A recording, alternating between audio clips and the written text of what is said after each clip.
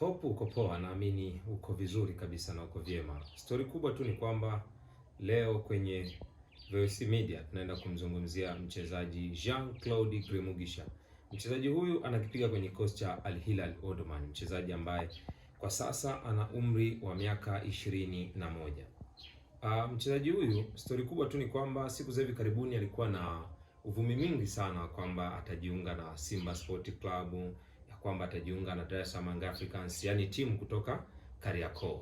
Lakini leo kwenye mastori ni kwamba timu kutoka Libya Al Ittihad tayari wameshaanza mazungumzo na Jean-Claude Grimugisha, na ni kwamba tu wametoa shilingi USD 2 milioni, thamani ya takribani bilioni 5.2 kwa fedha za Kitanzania kwa ajili tu ya kuinasa saini ya Jean-Claude Grimugisha. Ina maana ya kwamba timu kutoka Libya Al Ittihad tayari wameshaanza mazungumzo na wapo tayari kutoa fedha hizo, yani bilioni 5.2. Je, timu za Kariakoo, yani timu za Dar es Salaam, Yanga pamoja na Simba, je, wanaweza kuzitoa hela ambazo tayari Al Ittihad wameshaanza kuziweka mezani kwa ajili ya kumpata winga huyu machachari?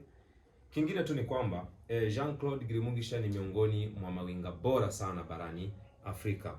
Amefanya hivyo akiwa na Al Hilal na Al Hilal Omdurman, lakini pia kwenye timu ya taifa ya Burundi Intamba Murigamba.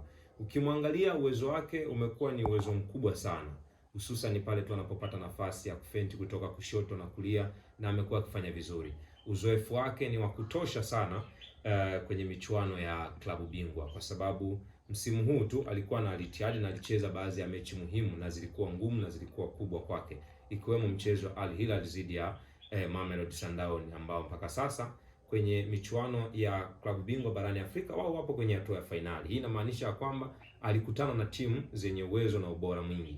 MC Alger vinginevyo alishawahi kukutana pia na wananchi Yanga na alifanya kazi kubwa sana. Hivyo Jean-Claude Grimugisha ni miongoni mwa wachezaji bora na naamini anaweza akawa msaada mkubwa kwenye kikosi cha Al Ittihad. Hao ni Al Ittihad ambao sasa wameingilia dili ambalo timu kutoka Kariakoo, Simba na Yanga walikuwa na uvumi mkubwa sana wa kuitaka saini ya Jean-Claude Grimugisha.